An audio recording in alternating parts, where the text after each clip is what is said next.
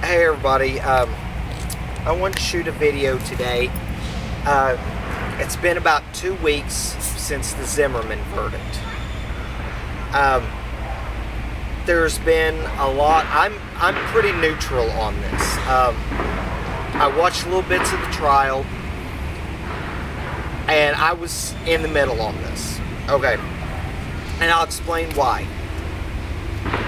There was wrongdoing both sides, and there's been a lot of people commenting, and I'm probably going to catch some flack about this because of my opinion on it. Well, last Saturday, 1 week after the verdict, I was at the Nashville airport picking up a family member, and I was waiting for them to get off the plane. They had a news broadcast talking about there was 100+ protests planned for that day alone. Talk about how Zimmerman was a murderer and there was no justice for Trayvon.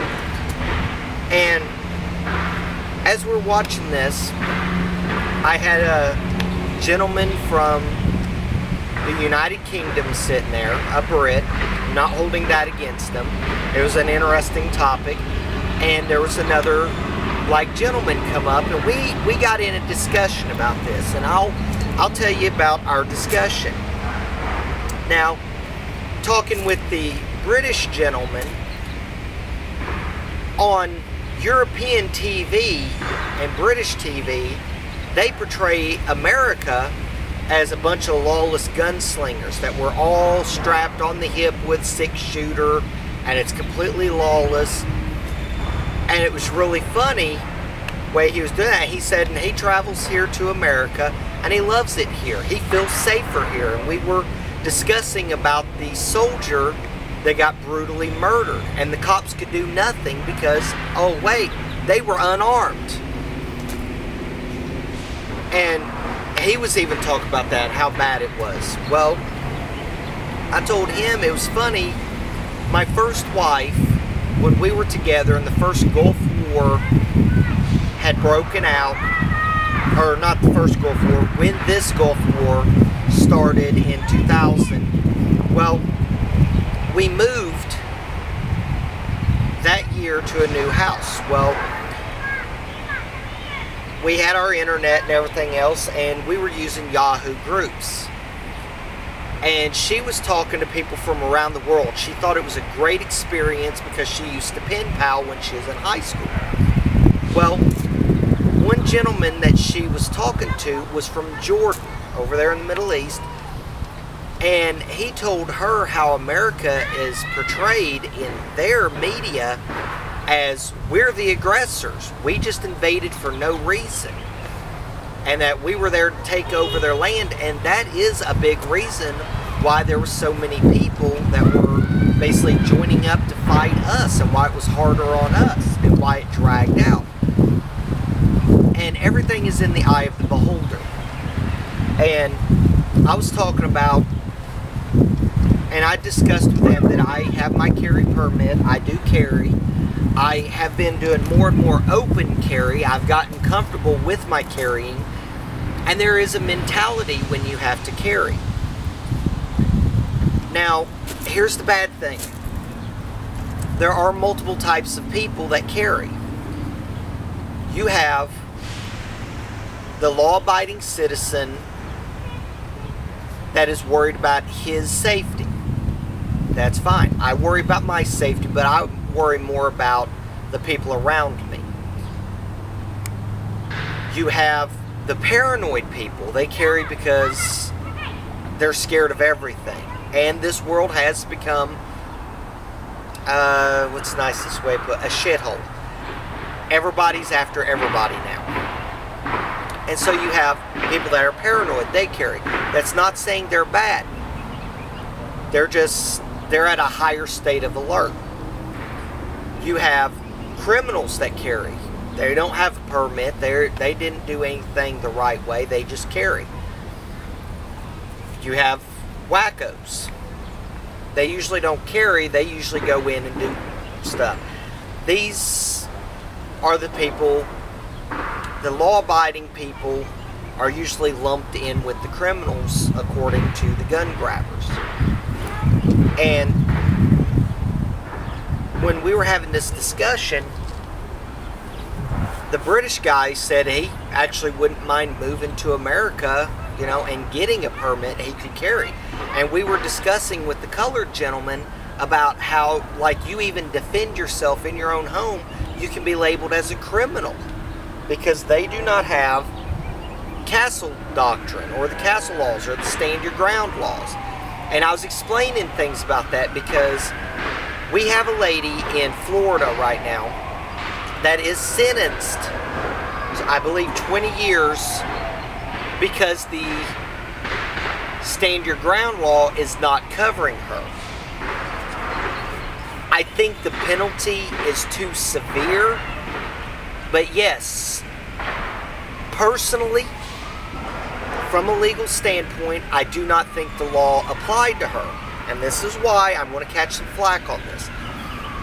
As I understand it, and this is as I understand it, what's been going on, her either husband or ex-husband, who she's got a restraining order, came into the house. She retreated to the garage, retrieved the weapon, came in and fired the warning shot. And she admitted to this. Now, see, that's what got her pooched, because he told him that she went and got the gun. Well, see, that shows a premeditation, because he wasn't being aggressive. Now, if he had hit her and she retreated to get the gun and he had followed her into the garage and she'd shot at him or shot him, she would have been fine. But because she told him to get out, he didn't. She went and got the gun and came back. That's what has gotten her screwed.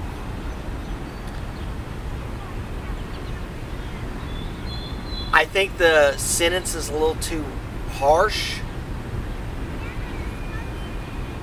But yeah, it's a fine line. And with people that carry or own firearms and the stand your ground and the castle doctrine, it is a very fine line that we all have to watch. Well, we were discussing the stand your ground, the whole Zimmerman and Trayvon case. And the black gentleman asked me, he says, well, you said you carry. He goes, what are your thoughts on this? I just want to, he wasn't being judgmental, a black guy versus a white guy. He was asking my opinion as somebody that carries. And I told him, and this is my honest opinion. You may not agree with it. I'm sure I'm probably going to get some comments about this to anybody that sees it. And this is my opinion. I stayed neutral on this because the facts that I see it. One side of the story is Zimmerman approached Trayvon. Trayvon attacked him. He got his gun out and he shot him. The other side of it is they're saying Zimmerman confronted Trayvon, drew his gun, and shot him. That's how the prosecution is saying it, and that's how the defense. As the facts had come out, how it is, there was wrongdoing on both sides. Zimmerman was told by the cops, we're coming, don't approach him. He approached him, a scuffle ensued. What went on there that initiated the scuffle? Nobody but Zimmerman and Trayvon knows what happened, and only one of them walked away. So, a scuffle ensued, the weapon was drawn, and now here's the thing, in a scuffle, and somebody else pointed this out in one of their commentaries, when the scuffle ensued, that weapon is not just Zimmerman's, it is in close proximity to both gentlemen. So it is just a weapon that was introduced into the mix. Zimmerman says that Trayvon tried to go for his gun and that's when he used it. We don't have Trayvon's side of it.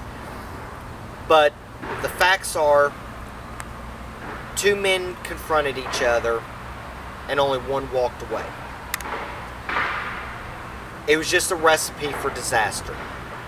Now, I'm not saying, Zimmerman's an angel, and I'm not saying that Trayvon's a demon. No, I'm neutral on this. It was a recipe for disaster. 2 men walked in, 1 man walked out. Now, if it could have unfolded differently, Zimmerman could have come up, at a safe distance, no weapons in sight, said, "Sir, I'm the leader of the neighborhood watch. This is a closed community. I don't recognize you. Just wondering what you're doing here. Because we've had some break-ins lately. I'm just on patrol." That would have been a civil way. Trayvon, "Hey man, I just went over to the 7-Eleven. I got me some Skittles. I was just cut through because it was easier to get to my dad's house. The weather's turning crappy. Da-da-da." Zimmerman could have been like, "Okay, sir, I'll just, I'm just checking on things." Could have been over right there. 2 people. Zimmerman's kind of, he overreacted. I guess some of the point is that Trayvon had been in a fight earlier that day, so he was already, keyed up on some things. Like I said, it was a recipe for disaster. Now, to get back to what the guy asked me, what my opinion on it was. Now, prosecuting going for a murder charge. No, I do not believe he was guilty of murder. He did not walk up, "Hey Trayvon," boom, and shoot him. That, plain and simple, would have been murder. I do believe they could have charged him with either manslaughter or involuntary manslaughter. They could have got a prosecution on that. That could have been justice done. Now, here's about, some people may not like this. He was guilty of manslaughter or involuntary manslaughter because a life was lost. Somebody did get shot. He did do it. He admitted he did shoot him. Now, they stretched it out, tried to get him for murder. No, I do not believe he committed murder. He did take a life. I do believe he is guilty of manslaughter, but that is not the charge they brought against him. They brought a charge of murder. So yes, I do believe he is innocent on that charge. If they had charged him with manslaughter or involuntary manslaughter and they'd gotten a conviction, he probably would have served 1 or 2 years. Slap on a wrist. If he had stayed good, he would have got out, no problem. And that would have been the end of it. Because of the acquittal, so many people are keyed up over this. Well, to be honest, he was innocent of murder. And they want to take it as a murder case. Now, here's the funny thing. Just because of this incident that happens, there was this big trial.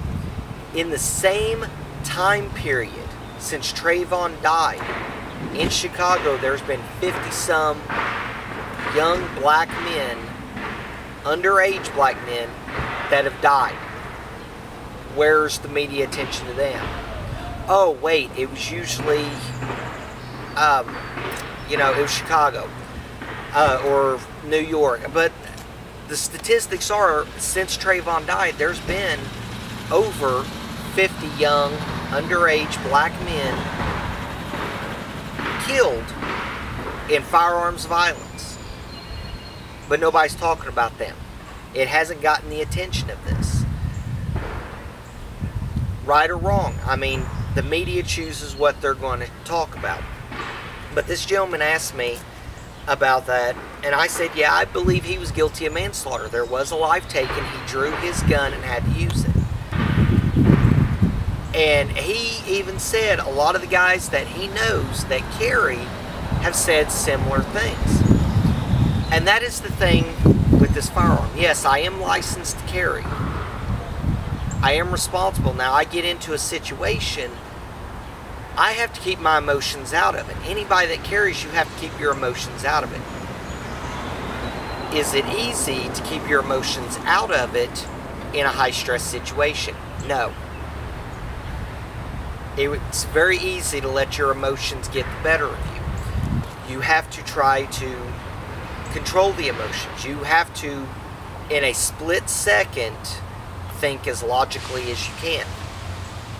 Because if somebody's coming at me, I have to draw my weapon. No matter what happens, I have to live with the consequences of what happens when I draw this weapon.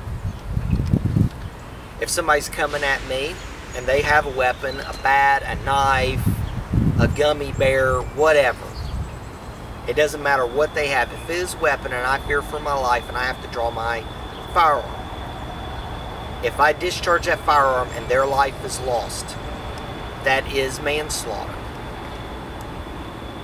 Now, I have to live with the consequences, because I'm not, unless the police say yes, it's cut and dry, that was self-defense and there's no charges, that's fine. But that's still a decision I have to live with every day, every time I close my eyes for the rest of my life. I have not been in a combat situation. I was in the military. I was in the Navy. I was in less than a year. I don't try to bolster and say that I was, in combat, all this. I did schooling. I was in under a year. I ended up going for a higher security clearance, and because I had listened to my recruiter when I went in, something didn't jive on my paperwork. Guess what? I can't blame the recruiter. I listened to him, but the choice came to me on checking that box, yes or no. I checked the box that the recruiter suggested to check. Guess what? I had to live with that decision. I could be mad at that recruiter till the day I die. Guess what? He didn't check the box for me. I checked it. It was my decision. When I went for a security clearance, it flagged, and I was let out. Well, I could have got a waiver, but because in my younger days I was a hothead and I'd gotten in trouble while I was in the military, they were not giving me a free pass on that. That's my decision.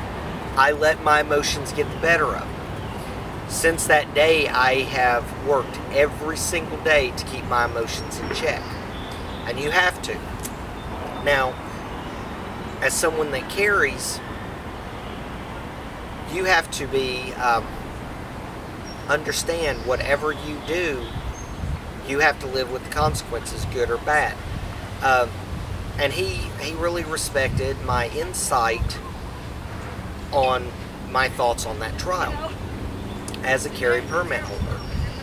And yeah, if a life is lost in a shooting situation, it is manslaughter.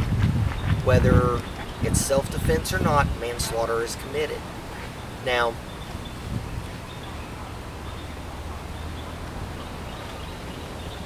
like I said, I've not been in any combat situations. I have been in fights and everything else. In my younger days, I have had to use a weapon and or a firearm in situations. These are situations I got myself into. Could they have been avoided? Yes. Were they avoided? Not always. But until the day I die, any actions that I've ever committed are my responsibility. And that's what everybody needs to understand, especially if they carry. This man, Zimmerman, I don't know him personally. Like I said, I don't really care. He carried. This is just what I've seen from the situation. He was a little bit of a hothead on it. He put himself in a situation that was just a bad recipe. Things could have been avoided, but just remember, everybody, if you carry and you're in a defensive situation, this could happen to you. Just be careful out there, and just remember, your actions are yours alone. I'm going to end this video chat, but that's my thought on the Zimmerman trial. It was just some bad situations that were just made worse, and just be careful out there, and y'all have a good day.